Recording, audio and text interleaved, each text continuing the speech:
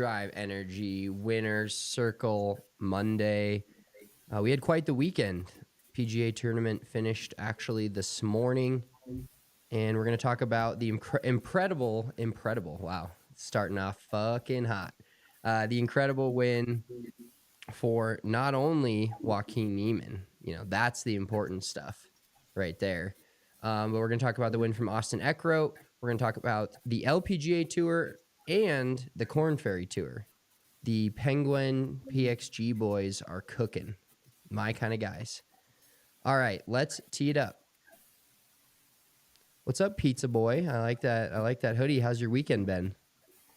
Well, it's Monday, but my weekend was good. How was your weekend? I guess it still feels like the weekend to me. Is today some random Monday holiday? I don't know what the fuck is going on. You live in a weekend sort of world, but no. So I'll kind of start back because we recorded last Wednesday before I played my round at the Charleston Muni, obviously in Charleston, South Carolina, and that round was a complete bloodbath. It was blowing about 40 miles an hour, and right now in Charleston, like Stono Ferry, Oliver's home course where we played the first day, they overseeded the fairways and had like super green, lush fairways, super green, like grass was growing. So that obviously helps with like the ball stopping in certain places and like just not rolling forever all over the place. They had no grass growing at Charleston Municipal Golf Course. And so the greens, everything was like rolling all over the place. And that's an old school, is an Alistair McKenzie, I want to say, design. I don't know if you're familiar with those greens or not. It was actually a redesign made after like an Alistair McKenzie design. So the greens are super sectioned off. Like they've got a few like square edges on the greens, like 90-degree angles. The greens aren't all circular. And then they've got the one, I posted a video from it when I played it like 3 years ago, but they have a green called the Coffin because the entire outside of it is all raised and behind it. And then right in the middle, it's drops straight down. And there's like basically a little like coffin section right in the middle. So if you hit anything that's working towards the middle of the green, it's going to get sucked in by that coffin. And actually too, like the pins were in the most ridiculous spots I'd ever seen. So needless to say, I probably shot like 82. I was going to ask you how many different ways you can tell us that you got your ass kicked without telling us you got your ass kicked. No, dude. I mean, everybody, we were all in the same boat. Oliver legitimately, so he's like a scratch or like he says he's a 2, but he's a legitimate scratch. Sandbagging mother. Yes. No, he's very much a sandbagger because he's in his net game. He's trying to get strokes at the member guest and all that shit. So he's definitely sandbagging it a hair. But he was legitimately like, I'm going to shoot like 88 today. And so I maybe shot like mid 80s, if I'm being honest. It was playing, I don't really remember what I shot, but it was playing that hard that Oliver was like, I'm going to shoot like 88 and nobody's going to believe me if I post this. He couldn't post a score because it was so high that nobody would believe that he shot that because it was probably going to take him up to like a 3 or a 4. So I was like, dude, I'd post that shit. Like, why not? If we're all being fair here. Well, yeah. And if we're going back to our days working at the course, I believe it only counts like X amount of your best scores. So it doesn't matter. Like it's an irrelevant score. Now, if you shoot 88, 10 days in a row and post it, that'll change something. But throwing one Demaryius Thomas in there isn't going to really affect the old handicap. Yeah, I mean, I think it would raise it up a little bit, but nothing like crazy. I just think that, there's a group of people in this world that like to check their buddies' handicaps and the scores they posted just to like keep them honest and because they're genuinely that curious and care that much about their buddies' handicaps that if they saw that Oliver posted an 88 anywhere, they'd probably be like, what the fuck is this? Like, you weren't playing Kiowa Ocean Course in 40-mile-an-hour winds, but that's honestly how it was playing. You land it a yard left of there was one hole I landed at a yard left of the green. It ran 30 yards left down into the water. Jesus. So I would yeah, so it was basically between that and the wind, it was a complete bloodbath.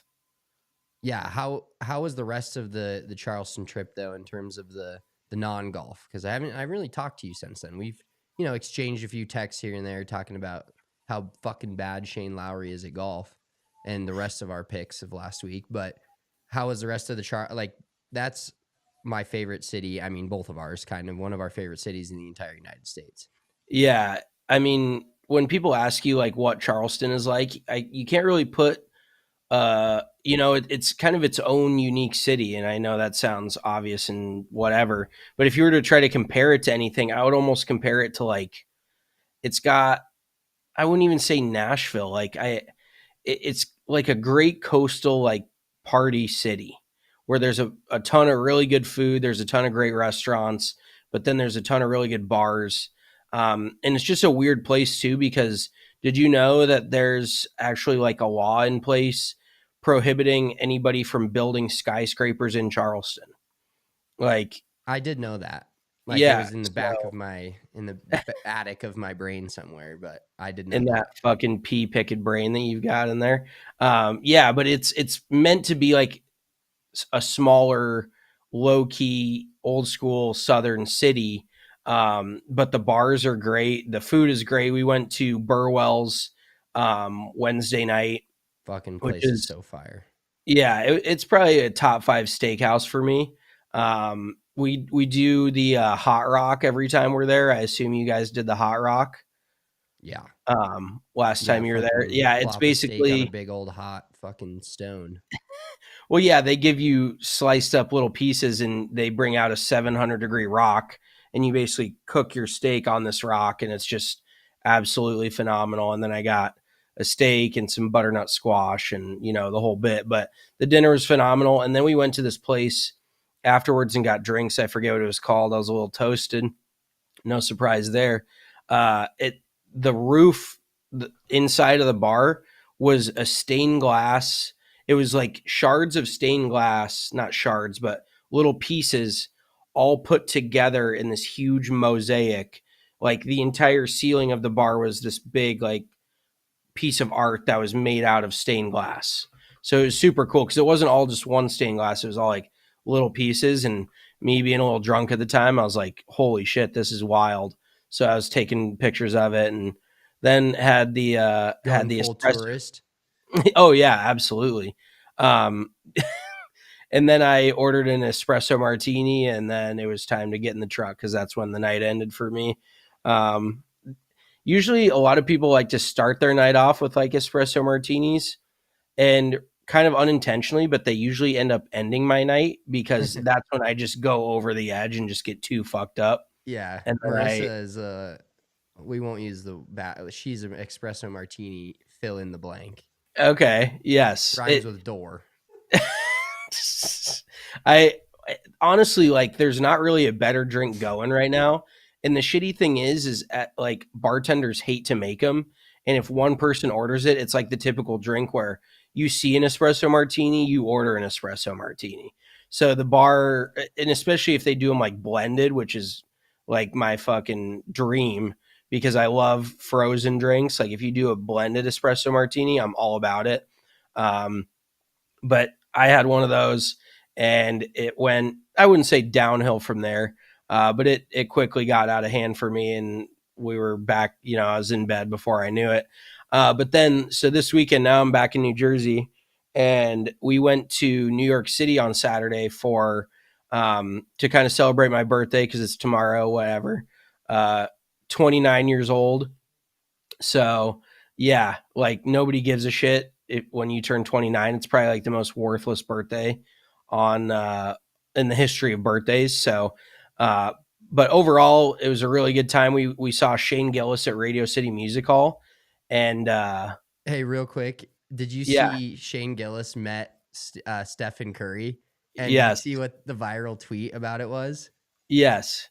It was like this special needs guy got to meet Stephen Curry. Like, look at the smile on his face. No, I didn't see that tweet, but I saw you could like lip read it where he goes, "Hi, I'm Shane Gillis," and Steph's like, "I know who you are," And Shane like looks around, he's like, you know who I am? And it was just probably, if you ever become famous and like other famous people, like you don't want to expect that they know who you are, but then when they do, I'm sure you're like, holy shit, like I've arrived type of thing, Yeah, Steph that's a Curry. big dick move right there. Yeah. Yeah. And I mean, but respect to Shane for not being like, I expect this dude to know who I am. But anywho, so we went to Del Frisco's in New York City, which was great.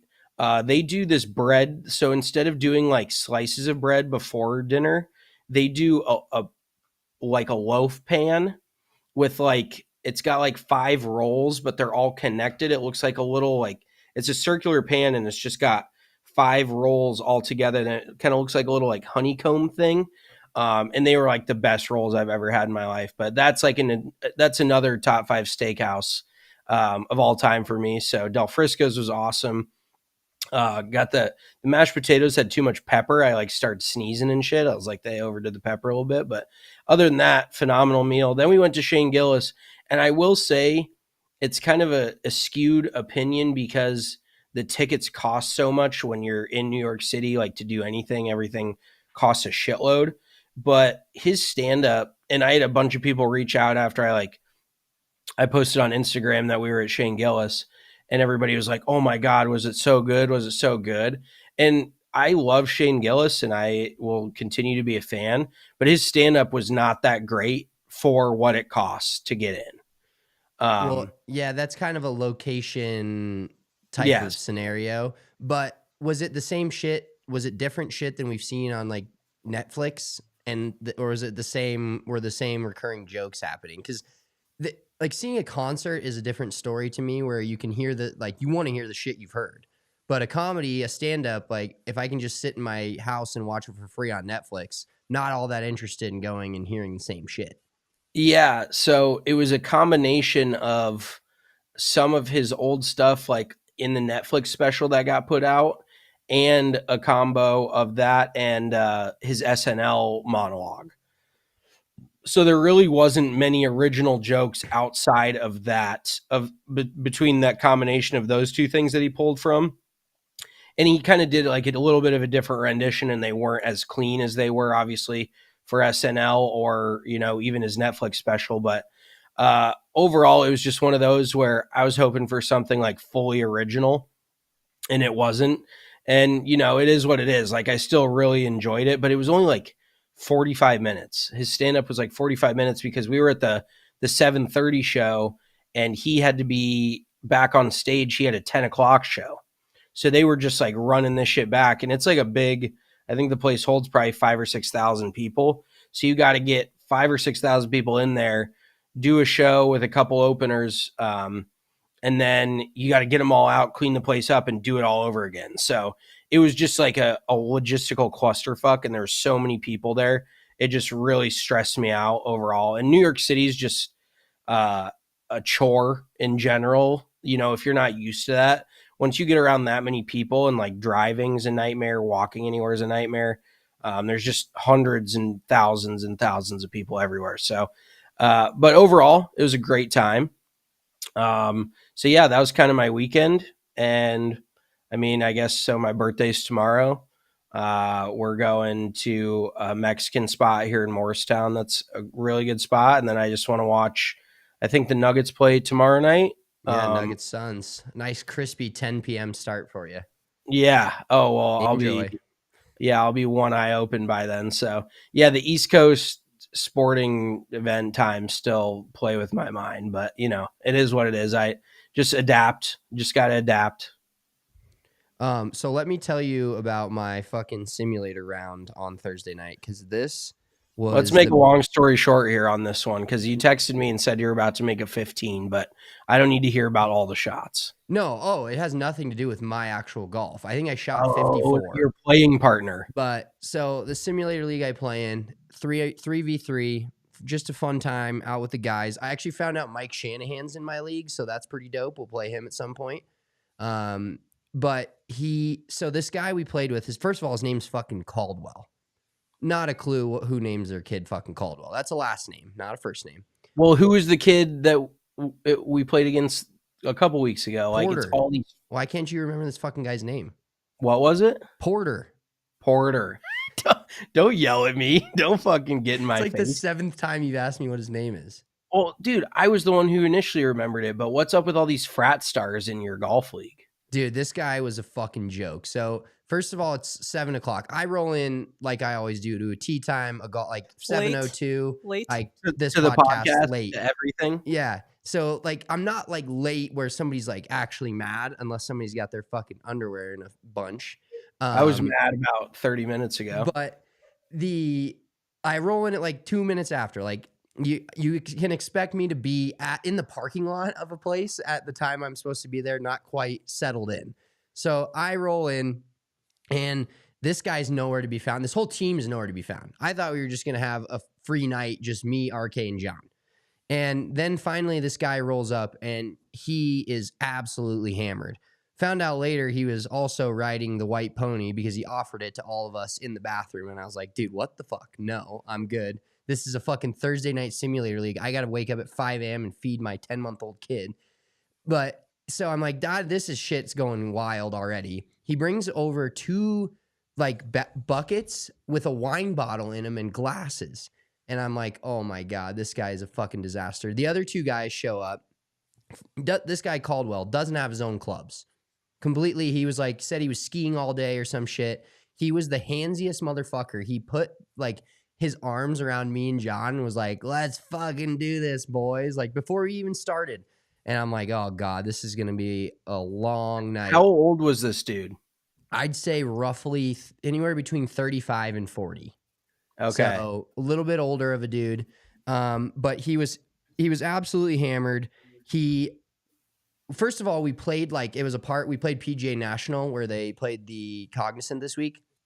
And we were supposed to play the back 9, and we played the first hole, and we look up and it says first, like it said the first hole. And I should have thought about it that the first hole at actual PGA National is par 4. So we were playing the back 9, but the simulator was fucked up. So it wouldn't have normally mattered because we were just playing match play, but we have a money game every week too. A gross and net money game that we all put money in for. So if we play the fucking wrong 9, we're all cooked on our money game. So we get through about the end of the first hole. It's already been almost a half an hour because this fucking jagoff is at the bar randomly just drinking more wine and trying to party with these people at the bar. And so we have to restart, and we end up playing the first hole over again. I, no joke, fired 54. You shot 54? Something like that, because I didn't pick you can pick up with a quadruple bogey, and that's what people normally do. But I just was tin cupping this fucking shot and made a 12 on the third hole. I started out 12 feet for eagle on the first hole, parred the second hole. I'm looking around like this fucking cash game money's mine.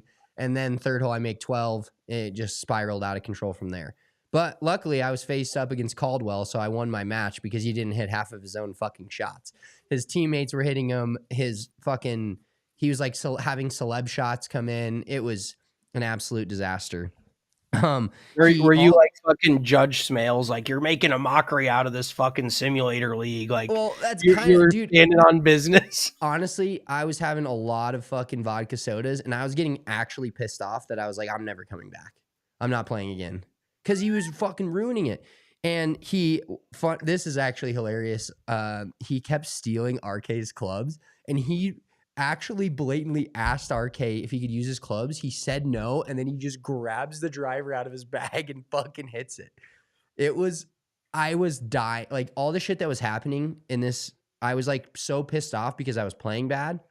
But also, RK looks over at his buddies and goes, dude, can you fucking tell him to stop using my clubs? And they're like, if we really knew him that well, we would. So nobody really knows this guy. Apparently, he's just a fly by the seat of your pants wild card live style. And we finished at 11:15. It was a 4 hour and 15 minute 9-hole match. And he was gone. Shit. He was gone at the end. He didn't play the last hole. So that is kind of funny too, because I'd say we consider ourselves pretty casual when it comes to most golf rounds that, don't involve a lot of money or whatever. But there's always going to be somebody more casual than you that makes you look like the uppity dickhead because you're like, I'm taking this more serious than you are. Like, you don't even want to hit your golf shots. What the fuck are you doing here?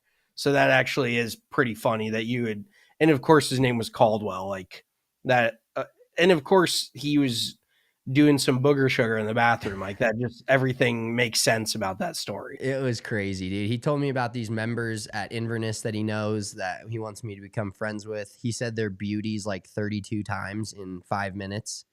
So he's a hockey And player, basically. yeah, he said I played hockey with them as a kid and blah, blah, blah. But he was a fucking joke. Ruined my time. Also, I ruined my own time by shooting fucking 55, and then I went home and took it out with my dogs. So it worked out. It was fun. It was great. Jesus, you can't be saying that shit on. No, I didn't actually take it out on them, but they were fucking laying in my spot in the bed when I got home, and I was pissed. So I fucking kicked him off, and Kylie's like, "You can't be pissed off at the dogs because you shot 54." And I was like, "Yes, I fucking can." Oh my god, how quickly your life has turned into storming home angry from the fucking simulator golf club. Dude, Played bad absolute, and being a absolute. dick to your wife and kids and dog. No, I'm a dick to the dogs so that I'm not a dick to anyone else. That's how it goes. I think you're a dick to me too, if that counts. Well, you do not absolutely not count. That's fair. I'm still your brother regardless. So Yeah, one more quick weekend story before we actually start talking about golf. I took my kid to the Children's Museum on Sunday morning. We're fucking door busting this thing, by the way. I'm surprised you're not sick again. Well, he kind of is now, surprisingly. Oh my god, you yeah, guys fucking petri dish. I know. So we go there. It was actually really cool. There's this one spot where you have to take your fucking shoes off, which I hate taking my shoes off in public. Not a fan of that. But it's like these. It's basically like like from the fucking whatever the movie Rub the Furry Walls. There's the whole room was like fucking carpets on the walls, fucking soft carpet, all these little toys for kids to play with. But this kid, we were outside and playing. There was like a sand thing that a bunch of kids could play in, and it's a disaster. I'm sitting over with Dylan on a park bench like 20 feet away, just observing. We're talking about, man shit. And this fucking kid, dude, like emerges from the sand and just starts screaming for his dad, and no one knows where his dad's at. And he's, "Daddy!" He's like fucking screaming. So Dylan goes over to the people that work at the museum, and he's like, "Hey, like, this fucking kid can't find his dad. His dad's like over dicking off like 200 yards away at some other playground. This kid's like sobbing." And then I became immediately judgmental, and I was like, "Dude, what a piece of shit this guy is." Like he just had this fucking smug look on his face, like, "Why is my fucking kid calling for me?" I'm like, "You left him in the sand pit hundreds of yards away. What did you expect? He was just gonna play there until you came back?" He's probably spitting games to some other moms on the other playground. And yeah, you don't judge until you walk a mile in their shoes, bro. I'm sure there's going to be a one point or another where Sawyer's looking around, and you're fucking nowhere to be found. So No, that is absolutely not the case. I've walked like half a mile in this guy's shoes, even though my kid can't walk yet. But I'm not going to just leave my kid in the fucking sand pit by himself at a children's museum. yeah, I mean, you'd think that's one of the safer places. Like, don't their little ankles get stuck in there and they can't really like leave? So at least you know where he's going to be. Like Yeah, he's not going to. you would think so, but overall it was actually really cool. There's a lot of I've actually never been there. I thought I'd been there, and I've not been to. It's not the museum. Go there like every year for a field trip. That is like the museum with the dinosaurs and shit. This Oh, is that's a museum of nature and science. Yeah, this is like a different museum. I don't know what it's called. Discovery Museum, if you will. Just kids fucking running around everywhere. Absolute bunch of nerd dads around in their fucking shit. I was just like, I'm already scared for fucking being friends with other dads. That's what I'm not looking forward to. They're a bunch of fucking nerds. Yeah, you got to find some cool dads and eventually make friends with them. But you got to be cool too, which is sometimes a challenge for you also. And I feel honestly, you're going to be like that introverted dad that just never says a word. And then you're going to be like, why don't I have any friends when I just show up and don't say anything? And my kid gets in the car and we leave. Like, you got to start socializing a little more if you want to branch out and make some other dad friends. But I don't know if I do. That's the thing. I don't know if I want to be friends with all these guys. Yeah, that's fair. You kind of, I mean, it'll happen eventually. You're gonna have to be friends with like Sawyer's friends' parents. You you won't have to, but it's just going to kind of happen naturally. So whoever that ends up being, fucking Godspeed to them, because you're a pain in the ass. Oh, that's not very nice of you. Whatever. Let's get to some golf here, real because quick. The worse you are to me on this podcast today, the worse your fucking birthday collage gets tomorrow. So if you want your ass on Instagram, you better fucking pipe down. Well, so real quick, let's just lay this out, because every year I do you dirty, but you started it when years ago we were in Phoenix and you took a picture of me in the bathroom stall doing whatever it is I was doing. It wasn't anything like taking a shit. That's actually the least harmful thing you could do in that area. I was going to say, I wasn't doing what Caldwell was doing in the bathroom. Like, I was using the bathroom for its intended purpose. You fucking stick your hand with your phone over the stall door, take a picture of me. It ends up on Instagram. And I'm like mortified. I'm like, what the fuck is this? I thought they were going to flag it for nudity, although you couldn't see anything. Thank fucking God. But then, so I do you dirty. And then it's just been a vicious cycle for like between like probably the last 7 of each of our birthdays. Cause I think this was like 7 birthdays ago. It's just my Instagram feed. Half of it is just totally like teabagging you on the internet. Like putting the absolute worst fucking, like your bald. You posted a picture of my fucking ass crack last December. So if you think that I'm fucking shutting down this cycle this year, absolutely not. No, you can roll with it, but just know that the top of your bald fucking head is going to be all over the internet, and everybody's going to know what's under that hat here soon. So everybody's got their skeletons. You post my 8 chins, I'll post the fucking back of your head looking like a mirror. Dude, I saw the back of my own head yesterday in a video of me playing with my kid, and I actually kind of considered driving my car off the fucking bridge.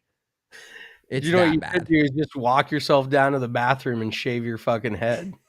But then the bald spot's still going to be there. I think that's the scariest part. Like, I might need a fucking Hims sponsorship. Well, yeah, or just you. If you ended up getting hair plugs, oh my God, that would be the funniest fucking shit. Maybe a good idea. You actually don't look bad. In all honesty, and Marissa, you can chime in. I think Spencer needs to go even further on his mullet bit and just shave the top of his head and just leave the back of it with the long hair. Because in all honesty, nobody else is going to see it because you're always wearing a hat. The only person your wife cares, but I think it would be legendary. I don't know. Maybe I would, if you're going to go for the whole shave, you just get rid of the mullet. Yeah, I would agree. But I mean, on the upside for Kylie, there would never be another female that would want to talk to you outside of her ever. So maybe she should consider that when you're choosing this new hairstyle. You could do a toupee. Okay. Let's talk about golf. I'm done with this conversation. Austin Eckroat. I want to see you with a toupee on, like slick back. Can we make this a video? Can we like do this like whole vlog where we take you in to get it done? No. Please. I only cut my own hair in my own bathroom on my own time. It's time to see some chick fucking putting glue on the top of your bald ass head and tape that shit on. Can we like make this a bet at some point? Maybe. We should make another bet eventually. One of these days you're gonna get real worked up about like the Avalanche and be like, they're never making the playoffs again. And I'll be like, let's bet this that they will, and then they will. Mitch, next bet you make with him, it's that, and I'll do the same. So at least we'll double down on it. Wait, you're gonna get a toupee, Marissa? No, I'm gonna get him a toupee, not me. I have a lot of hair. You gotta. What about Marissa? You gotta shave your head and go like Rose Eunice. Like no, thank you. Or you gotta go full braids. Like, I almost said something really bad. Yes, I've done braids. Well, before. like cornrows. Yes, I've done that cornrows. Before. That's what you need. I could. How do that. bad does that shit hurt? It hurts. I had a couple of braids for. Well, it can't hurt the top of your head because you don't have any hair there. Okay. So. All right. Once again, Austin Eckroat wins his first PGA Tour event in 50 starts this week at the Cognizant. Kind of a clusterfuck. I tweeted out yesterday from the golf account that they should do shotguns. Only got a few people that actually wanted to have some intercourse. Is that the right word? Some discourse. Discourse. There we go. Discourse on the interwebs. There's only a few people that wanted to commentate, but I did have some good, clean conversation with some people on Twitter. And oh my God, dude, you're batting 1,000 today. But basically, if they would have started yesterday and done a shotgun the entire tournament, they would have gotten it done. And it turned into a shit show because obviously we're pissed off. Shout out to Shane Lowry for his crisp top 10 that did earn us some money back on the Bet365 app. 5.4 units for the record. But the leaders played like shit. They didn't tee off till like 4 o'clock yesterday. They're rushing to get through 4 holes. They had to start on Monday. I think they should have started all the same time on Sunday if they knew weather was coming in. They got fucking technology that'll tell you where the raindrops are falling, I feel like, at this point on the PGA Tour. So they have to have an idea of that was going to happen. But what do you think of a shotgun start on the PGA Tour? I mean, I think obviously it's not going to happen regularly. That's out of the question, and I agree with that. But for weather purposes and in situations like these, I think they should 100% utilize it, especially for the convenience of these guys having a life, like not wanting to stick around for a Monday. Just to, there were some guys that had 1 hole left to play, and then they've got to book another night of hotel and all of this shit. And so it just becomes a real pain in the ass. Like the leaders, the last group yesterday didn't tee off until 5:10 p.m. and they got, I think, like 6-7 holes in, and it's so much harder to get any sort of momentum. I mean, all the guys were talking about it. Like you look at Eric Van Rooyen, who had the hottest round yesterday, shot 63. He was finished with his round yesterday before the rain delay even started. So it definitely is much easier to get into a rhythm when you're playing 18 straight holes. And it definitely hosed Shane Lowry. I can make excuses for our guy. And he actually had some funny moments coming down the stretch because he was so pissed off. And I think this is his 3rd top 5 here in the last 3 years. So he's a lock at top 5. I mean, if you want to look at it on our betting card as a glass half full thing, we've now advanced from picking a top 12 player to now picking a top 5 player. So maybe that's good news for us going into the Arnold Palmer. But overall, I mean, you can see that a lot of the guys like David Skins, who was also in the final group, shot even par. There's a few other guys that played later, that started later, that did not play near as well as the early guys because obviously less wind, blah, blah, blah. But at the end of the day, like the number was definitely out there. And this course is known as one of the toughest golf courses on the PGA Tour, but it was playing so soft that there was a number out there to shoot. And I mean, Shane Lowry would have won the event shooting 5 under par, which was very, very gettable out there, today or whatever. But when you're teeing off at 5 p.m. when the sun's going down, you're getting in as many holes as possible. And on top of it, I don't know if you knew this, Spencer, but Shane Lowry is like a pretty quick player. And David Skins is it David Skins? Yeah. Remember we watched him at the Ascendant a couple years ago? Yeah, at the Corn Ferry Tour event. But apparently he's one of the slowest players on tour. And it was pretty evident that Lowry was getting annoyed right off the bat with how slow Skins was playing. So you know what it's like. I mean, I'm not like a fast player, but I'm not slow. And if you tell me I'm slow, you're a fucking liar because you love telling me I'm slow and I'm not. And you're just fast because you don't care, because you don't give a shit. You just step up and swing at it because you don't care where it's going. But anywho, when you're the fastest player in your group and you're playing with like very slow players, you subconsciously try to make up for them with your own play, which is pointless, but everybody does it. So I think Shane, on a few of those shots, he was just stepping up so quick, getting over it and hitting it, like trying to make up time, especially when you're battling darkness and trying to get holes in. Like it all just kind of set up poorly for Shane Lowry in that final group to go out and try to shoot a number. And in all honesty, like, I mean, the leaderboard was pretty underwhelming. And even Ryan Whitney, like, he tweeted out, like, PGA Tour, look at this leaderboard. Like, PGA Tour is on fire.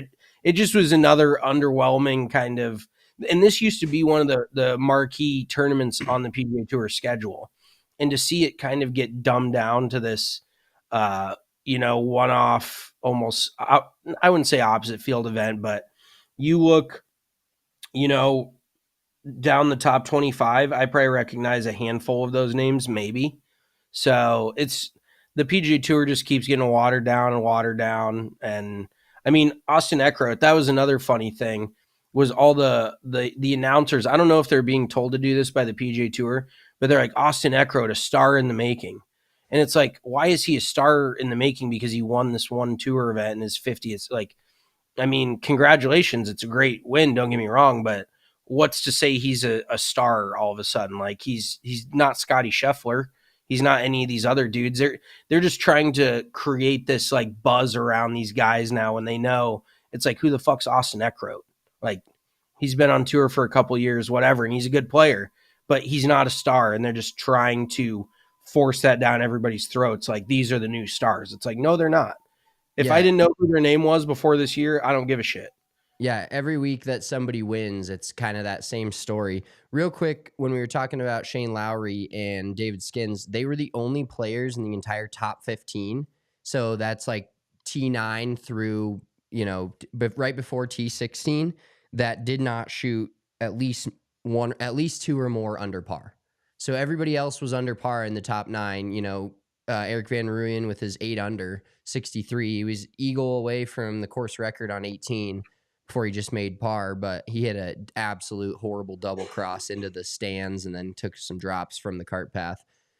But yeah, the final group of the day stayed at even par, and everybody else was at least 2 under, and 90% of the guys other than Kevin Yu and Martin Laird were 4, 5, 6, 5, 6. So Shane just needed to be 4 under to get into a playoff today and couldn't do it. Real quick, let's go to the clip of Shane Lowry on his 15th hole today, because this was probably a mixture of the frustration of obviously the golf shot, him not winning another tournament, but oh, look at that little club. And then that move right there. Let's watch it one more time. I've had it happen to me multiple times. The move of just a fucking complete whiff on the kick of the club. It hurts your psyche so much because you're already pissed off. Number one, you basically just lost. You had no chance after that golf shot to win the tournament.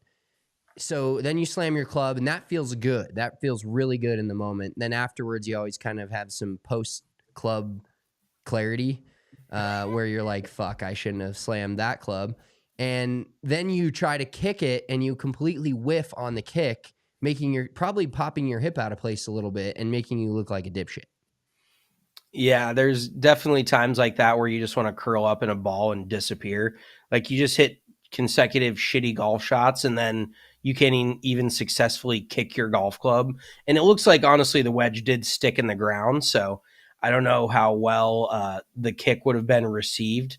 It would have been great if it was like those stepping on the rake things where it just fucking like pops up and hits him right in the junk or something like that. That would have been pretty funny. Or if his 8-iron would have like went into the water, that would have been cool. That would have made the kick worth it. But he just completely whiffed.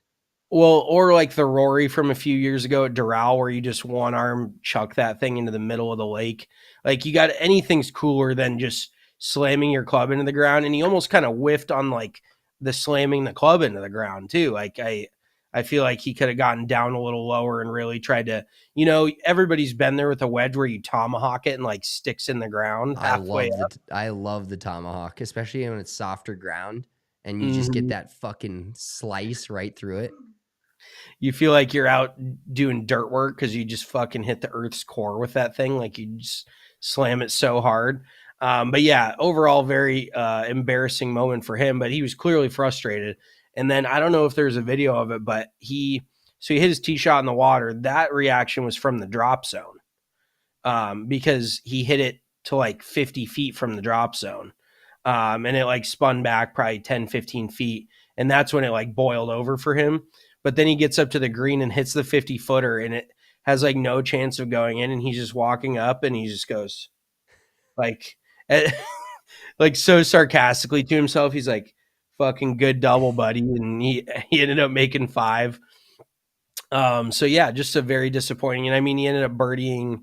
He made a putt, I think, on 16, and then birdied 18 to get it back to even par. But he just never could get anything going. So, uh, you know, what is that? 5 or 6 straight weeks where we have a leader or tied for the lead going into Saturday or Sunday, and they don't win.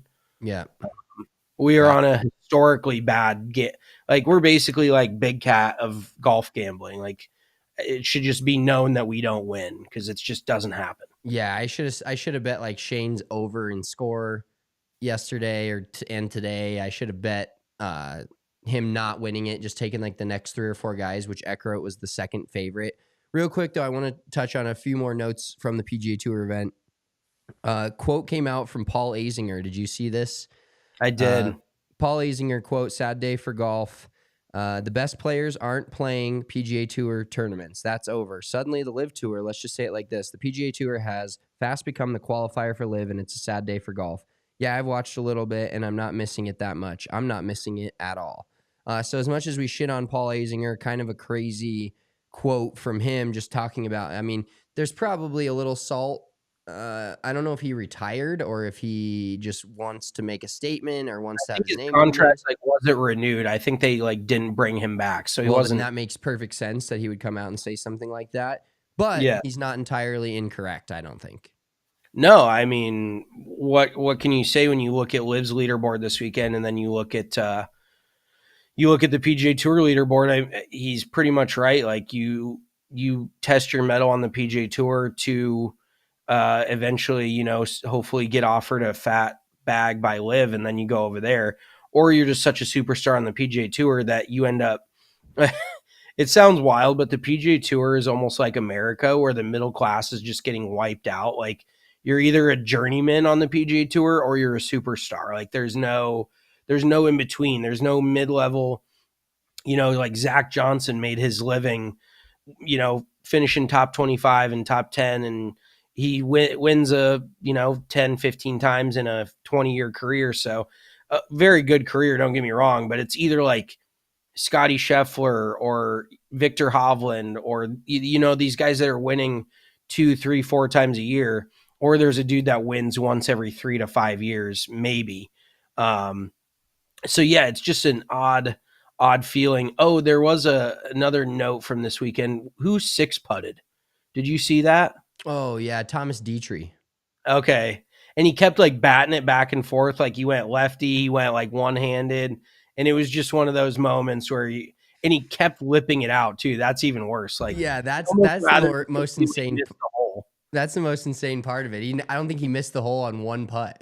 Yeah, and it just kept lipping back and forth, back. Like, everybody's been there. You just feel for him, but to have it happen to you on like national TV, I mean, not a good time.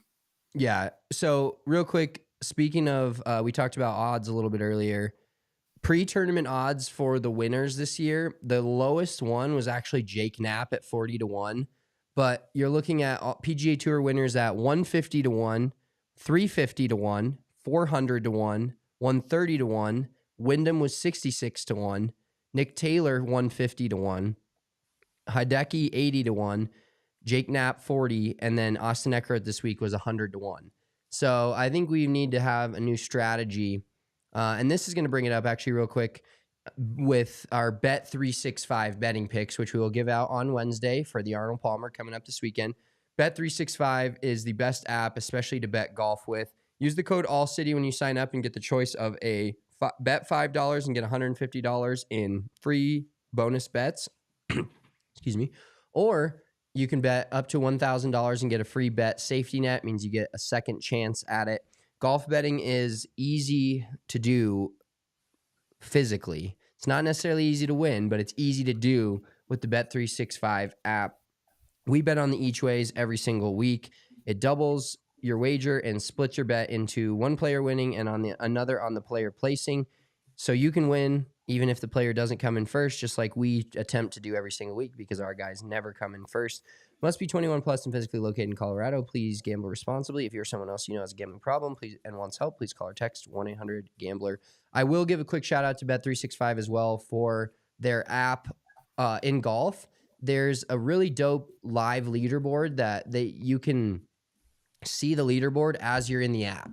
It's a little tricky sometimes, like trying to scroll on the players, but it doesn't like make you go to another app to see where these guys are at, how many holes they've played. The live leaderboard like auto populates in the corner as you're trying to live bet the tournament. So Bet365 does a really cool job of that, real-time shot-by-shot tracker of all your players. And so whenever Shano hits one in the water, we can see it right off the hop. I also want to tell you guys about our friends over at Coors Light. If you need time to chill, check out Coors Light. I had a few Coors Lights here at the bar on Saturday night, working the watch party. Nuggets destroyed the Lakers, came back and beat them again for like the 8th straight time. I was sipping on some nice Coors Lights. It was a day that since I was working, I wanted to take it a little easy, just be chill. And there's no better beer to do that with than Coors Light. One of our favorite beers, if not our favorite beer for a long time. Super stoked to have Coors Light on board because it's definitely the best golf beer. The twist off is just incredible.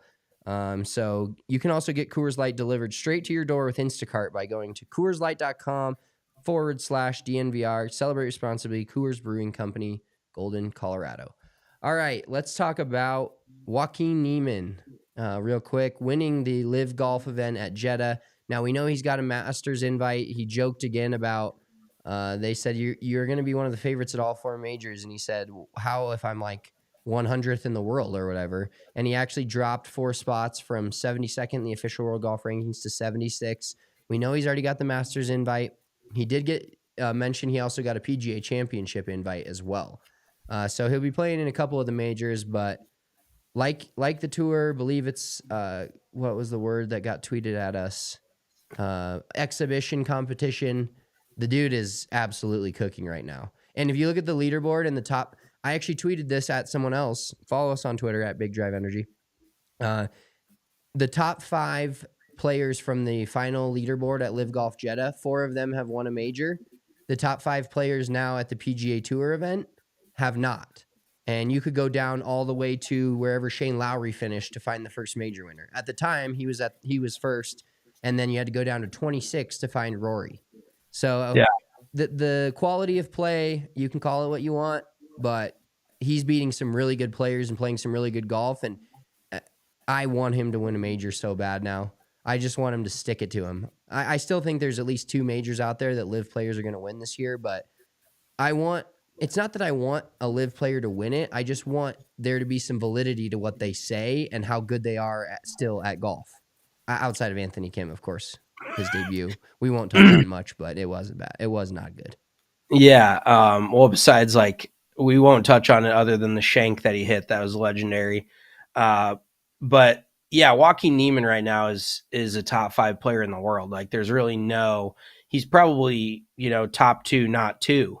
If you were to put anybody on a golf course with him right now, he's better than the best players in the world. He's probably better than Scotty. And I remember watching this dude. He won on the PGA Tour, and he was at the Tournament of Champions. And I remember watching him work the ball at the Tournament of Champions, and I just saw like another video of him on Instagram, and he's got the ball on a string, dude. Like, he hits it so freaking well, and he can work it left to right. He can work it right to left. His short game is impeccable. There's really nothing he can't do. And there's really nothing about him that tells me he's going to slow down anytime soon. And I agree with you on the majors, because especially if he wins the Masters, that gets him into all the majors for the next 2 years, which is awesome. And that was kind of what Jon Rahm did when he left for LIV. He already knew he was going to be in the majors for the next few years and the Masters forever. So if Joaquin Niemann were to go out and win the Masters, that would be absolutely electric. And I wonder how the odds makers are going to treat the LIV players, because if they're, leaning more towards PGA Tour players and they think that the LIV guys are not going to get as heavily bet, which we'll see, can you pull up the live odds of the Masters right now if possible? Oh, yeah, let's do it. Yeah, let's see on the Bet365 app what the Masters odds are at. Excuse me. But if Joaquin Niemann is like even, 5th or 6th highest in the odds, which I bet he will be behind like Rory, Scotty, Brooks, all those dudes. I think Joaquin Niemann's going to be a great bet to win the Masters, especially I think he's played well there before, and obviously he's played in a Masters before, which is huge for winning there because it's really tough to win your first time out. But he's just that good right now, and I don't really see anybody in the world. I mean, he beat Jon Rahm. You know, you say all these guys are the best players in the world. Jon Rahm was at the top of the mountain last year, and now Joaquin Niemann is pretty consistently beating him. I will say, though, from what I heard about this golf course, this Jeddah course, it's relatively short and pretty easy. And I'm not discounting Joaquin Niemann. There's no asterisks next to his win because Rory wasn't in the field or anything. But I'm just saying I heard it was a relatively easy course, and that makes Anthony Kim's rounds of 76, 75, 76. Was it somewhere in that ballpark? Yeah. I think he shot 16 over. So 76, DFL. 76, whatever. It made it look a little bit worse, but overall, just quick reaction. Were you surprised at Anthony Kim's form or lack thereof this week? I can't say I was surprised by that, but I didn't expect it to be that bad. I expected him to shoot 8 or 9 over for 3 days.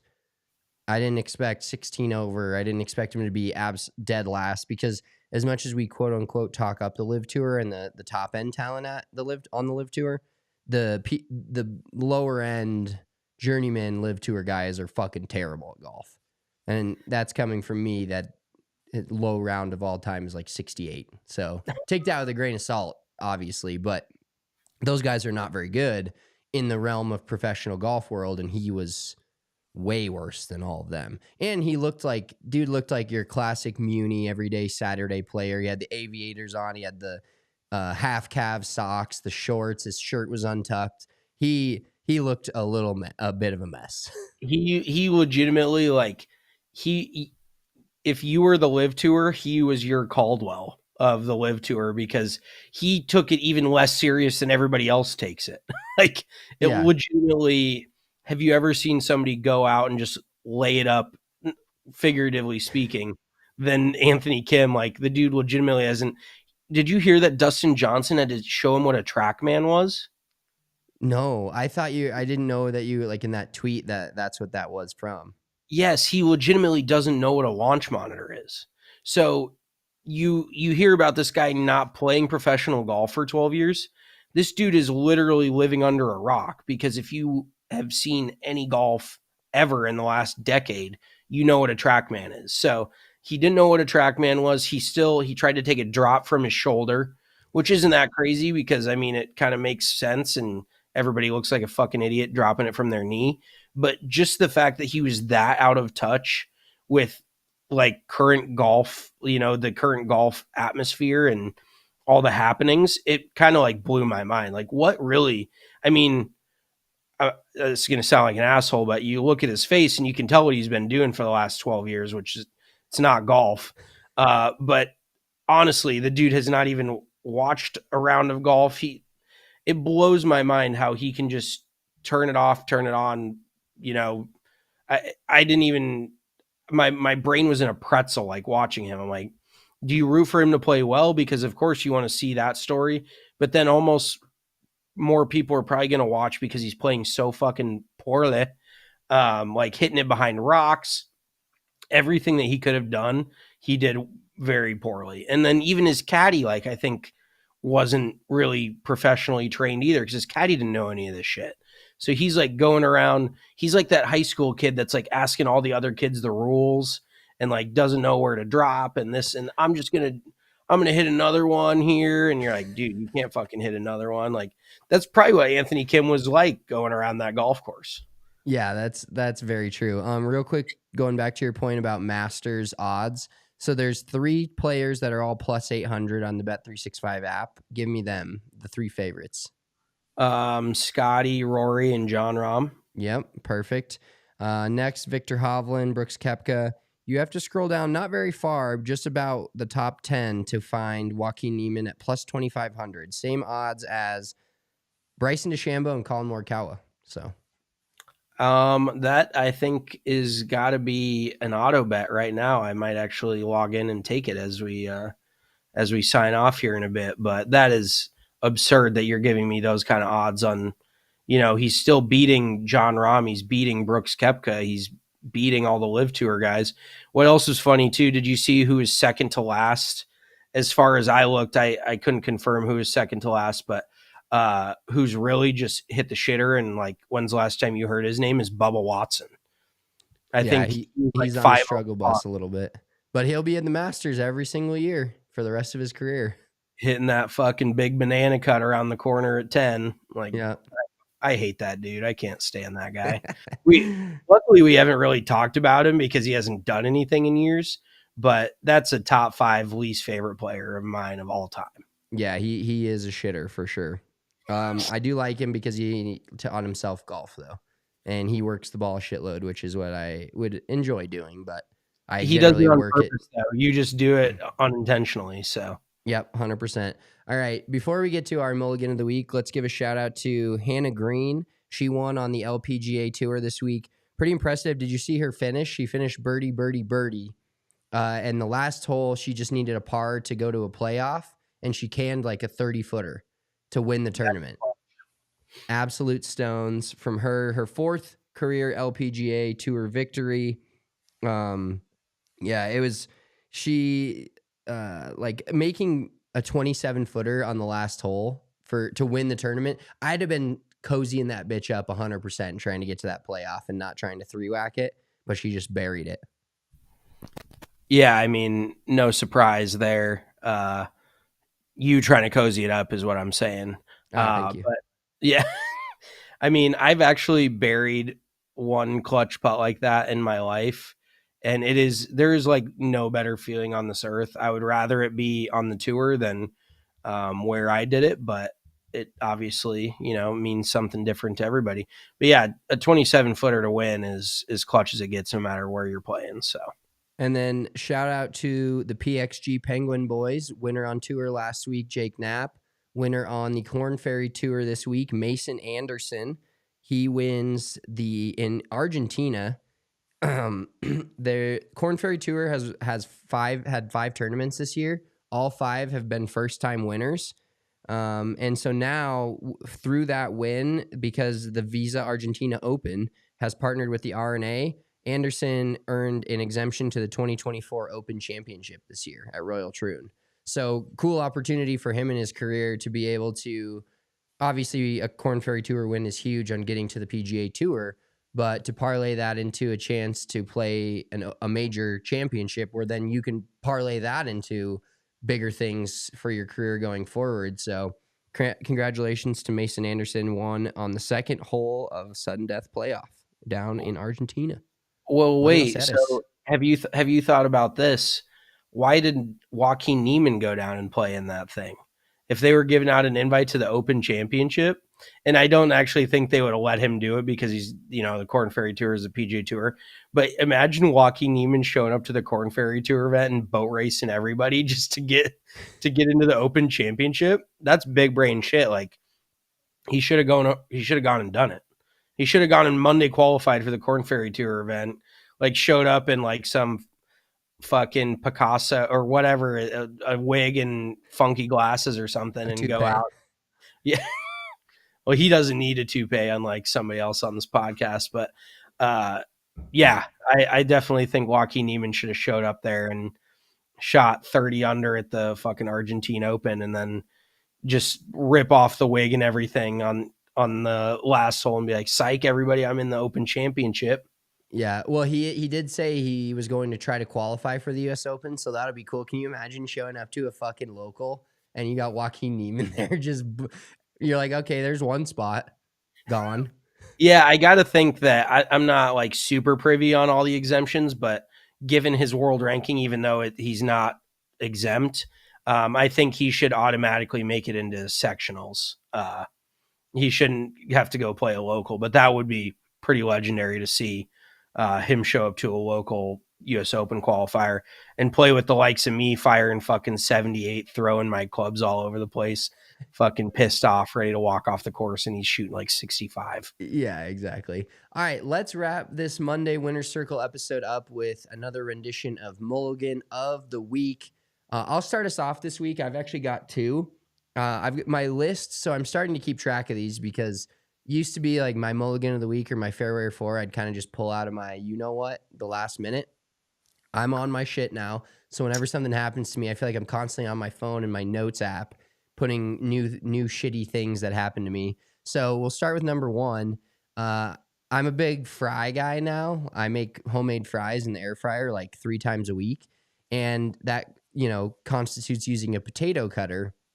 And this potato cutter I just ordered a new one from Amazon, and I broke it the second time I used it. Broke the outside plastic area. I was pounding on it too hard and broke it. But I was like, you know what? I'm not ordering another one of these out of principle. I'm just going to use the one I have because all I need to do is put the top part on the potato, push down, and keep my shit straight, and the potato will slide right through.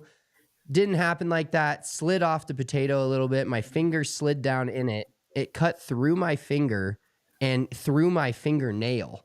Like my nail has a slice in it. I immediately was like, oh, fuck. I grabbed my finger to like squeeze it to like stop the blood. It fucking squirted blood all over my stove, all over the backsplash in the kitchen. It was a complete disaster. So fuck you, homemade French fries. Hey, fucking my finger. And now it's just like I'm constantly like right now I'm playing with it because it's like I want to bite it because it's, I bite my nails and it's an issue, but it's like basically having a hangnail all the time that I can't fucking get rid of. And then you can also like, obviously this is not, for the video people, YouTube, check us out, Big Drive Energy Golf, like and subscribe. But I can see through it. Like I can look and I can see through the slit and like see daylight on the other side. That's how deep this motherfucker is. Of your finger. Yeah. You need to fucking go to the doctor. No, I think it's fine. No, you went to the doctor because you had a hard cough like 3 weeks. 3 weeks. Now you're not going to, you can see through your finger and you're not going to go to the doctor? It's going to heal up fine. Let me get to my other Mulligan of the week. You'll fucking enjoy this. So I was getting low on the old Zins. I'm a big Zin addict. So I ordered some, and I think I ordered them at like 4:30 in the morning on my little hour rendition on my phone between actually going to the gym and feeding my kid. And I took some pre-workout before, so I'm like laying in bed on my phone sweating because of this pre-workout. I ordered my Zins because I was almost out. And I ordered 50 cans of 6s. So now I'm stuck back in the 6 milli life, and they're fucking, I've changed like 2 times in the last 30 minutes because they're just saucing my lip. But I have 50 cans I got to get through. It's going to take me like 2 months, and I'm pissed. Oh my God. I can't wait to see you just hiccuping and being such a pussy with those things. Yeah. So those are my mulligans of the week. I need to. Remember when you put that TikTok out, like you had a can of 3s and you made them Frosted Flakes and everybody's like, be a fucking man. Like just throw in 4 of them like I do. It's like, whoa, chill the fuck out. You're not that cool. Okay. But very well done. I like both of those. My mulligan of the week, and it kind of just runs through the week, is like, I've been eating better for the most part these last couple months. And it's just kind of gotten off the rails these last few weeks. Like whenever you're out of town, it is just so hard to eat healthy. And like anybody that tells you they're like, oh, just go to find a grocery store and like get yourself shit for the week. It's like, no, it doesn't work like that. You want to eat out all the time. Like the amount of steaks I've eaten, the barbecue, the fucking this, the that. And so we ordered breakfast. There's this place called the F and Egg. And it's actually great. They've got like a menu item called Little Bitch Waffles and like just shit like that where it's embarrassing already to say shit like that, but then, they just make it even better. That's when I just point at the menu. I don't say it. I do that a lot with like all the specialty drink names and shit, especially at a foreign restaurant. No way I'm trying to pronounce that. Go on. Yeah. Any Mexican restaurant, like every time we go to, a Machete, the taco spot, I'm like, can I get this taco and this taco? Yeah, it's a minefield. But then we went to, I mean, I ate like a cookie for breakfast yesterday, and it was like the size of my face. It was just like the best looking. Okay, so there's this place called Caniglio's. I've told you about it a million times, but it's the same spot that Tommy DeVito like was going for appearances and shit out here in New Jersey, and it is legitimately the best pizza spot in the world. But they also do like Italian pastries for breakfast, and they have this thing called a bombolone, and it is like a top 3 embarrassing thing to. Can I get a bombolone? And they put like Nutella in it or like strawberry or vanilla filling, and that shit is just like unbelievable. But that's where I got the cookies. They had like homemade cookies the size of your head, and I got that before I got a breakfast sandwich. So the cookie was like an appetizer to my breakfast sandwich. So I thoroughly hated myself.